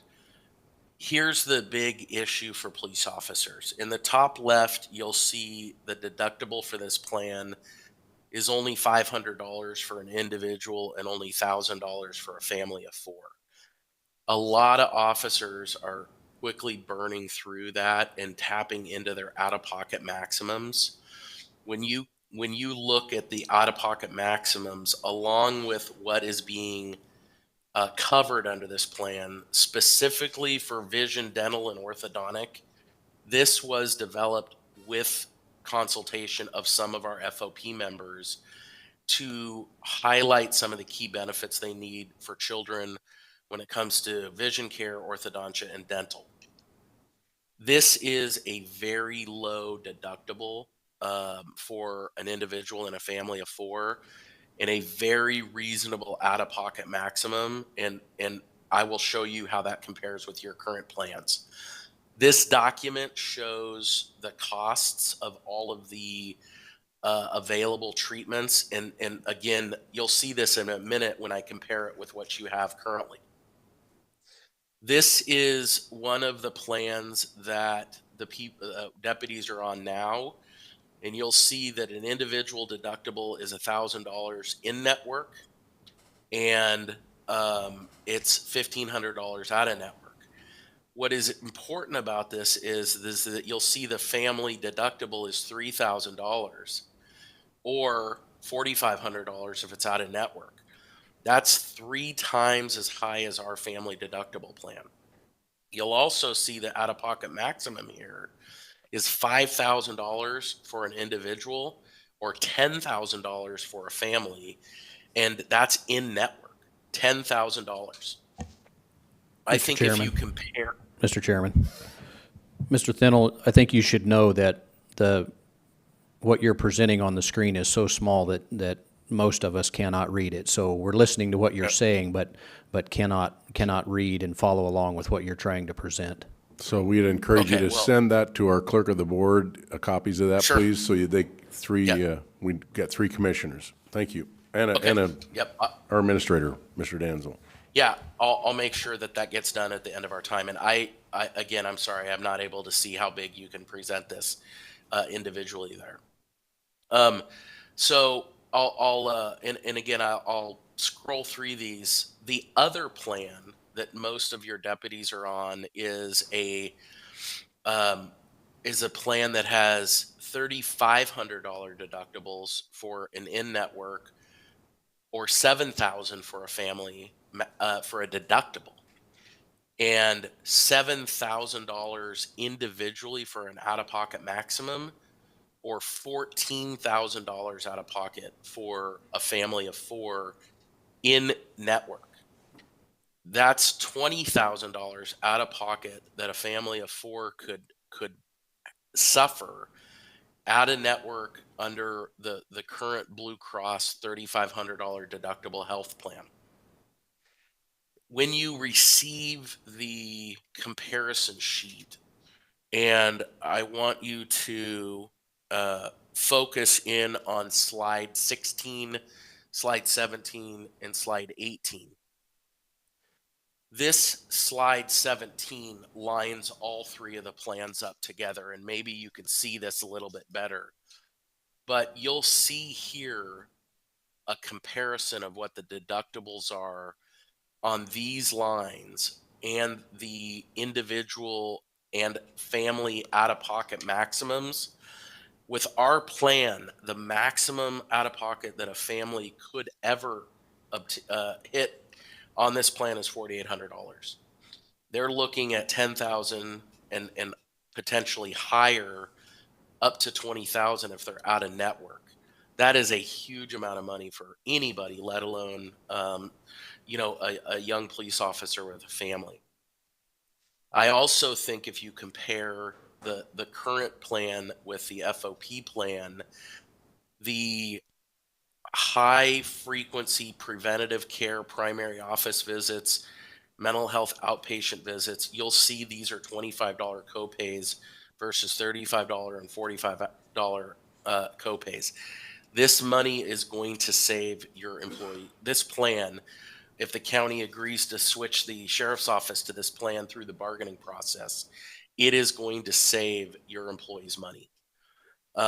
And I think if you look at what you're spending a month,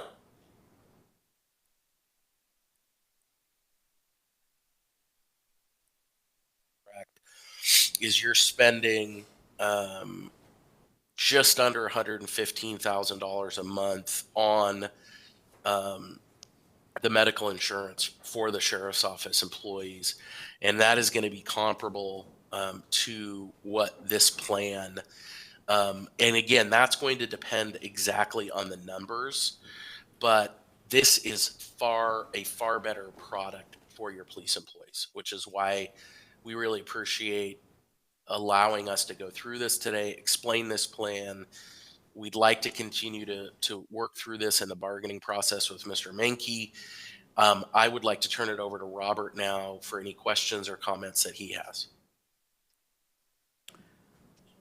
Questions? I got one. So this is basically just for our sheriff's department. This isn't for the whole courthouse. If you put the sheriff's department on it, the courthouse could elect to be on it. The whole county could be on it if you have the sheriff's department on it. But if you wanted it and not the sheriff's department on it, then we'd have to look at a separate package as far as that goes. So I'd just encourage us to get a copy of all those so we can look through those numbers. It was hard to see. Everything was so small. Yeah. So That's my comment. I don't feel I can fairly evaluate anything because I simply there's no way you couldn't could. see it through. Yeah, that makes perfect sense to me. So, I mean, take a look at it, see what you think in regards to it. I mean, it was designed, the whole structure behind it is, it's designed for the group, and it's designed for better outcomes as opposed to what usually happens with health insurance. I've done it for ages, and you usually get cookie cutter deals, and it's a package that's made for the masses. These are packages that are made specific for zip code territories. Its focus was Washington and Oregon, and I have 6-7 years of data from first responders claims ratios, so I know what that was. So that's how I built it, and that's pretty much it. It's designed for better outcomes, and getting to answers as opposed to just year after year getting increases and year after year, just putting a Band-Aid on people's health issues.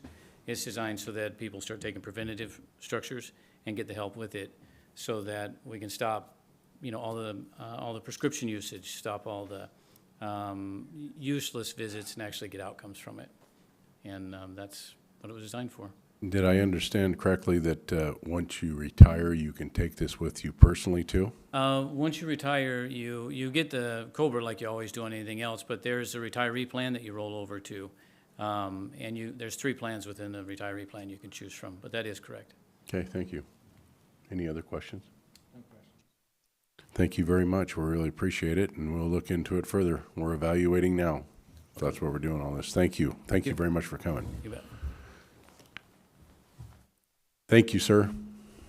Thank you, commissioners, and I've attached the presentation and sent it to Ms. Wilder, Mr. Danzel, and Ms. Alvarez. Thank you. Have a good day. You too. So I see Diana is here from UEBT, so she'd be the next presentation. Okay. Hello, everyone. Trying to Good. just try to my Welcome. screen here.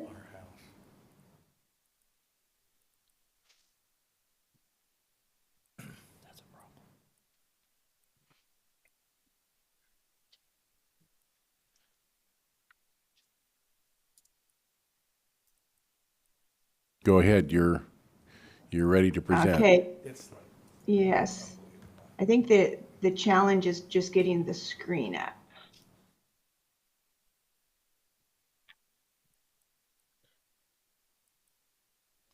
All right. One more try and then I'll just talk my way through it.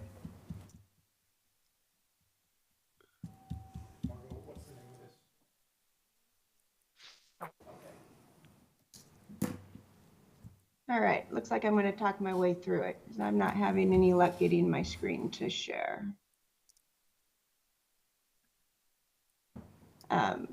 UEBT, United Employees Benefit Trust, is a Taft-Hartley Teamsters Trust. We have been around since 1970. We currently provide health and welfare benefits to majority of Benton County, as well as some bi-county groups between Benton and Franklin. I will, we had some questions here, some points you wanted. We offer medical, dental, vision, and short-term disability plans. We do accept other groups within an employer as long as there is a Teamster group covered by the trust. We require 100% participation in our groups, so we do not allow opting out of coverage. We are a composite rate plan, so it's the same premium rate whether you're insuring yourself or insuring a family of 10.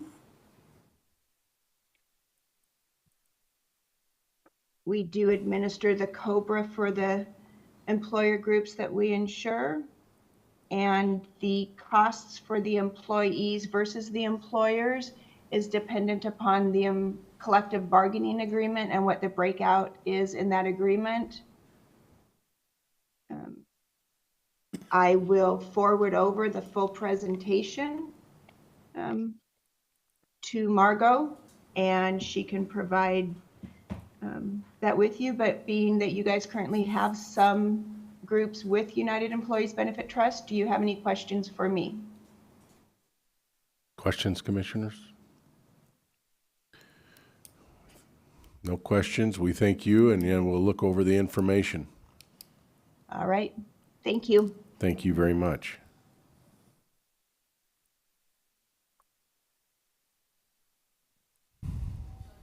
That's it? Okay. All righty.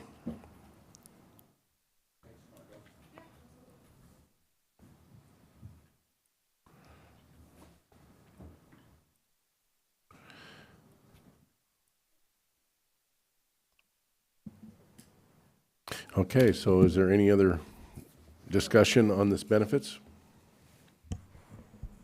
Nothing, anybody? Okay, so at this time, we will adjourn the workshop. Oh, public comment. Is there anybody for public comment? I see all the seats were open. Is there anybody on the phone? Nobody on the phone, nobody in the seats, so this workshop I'll close the workshop. Adjourn the workshop.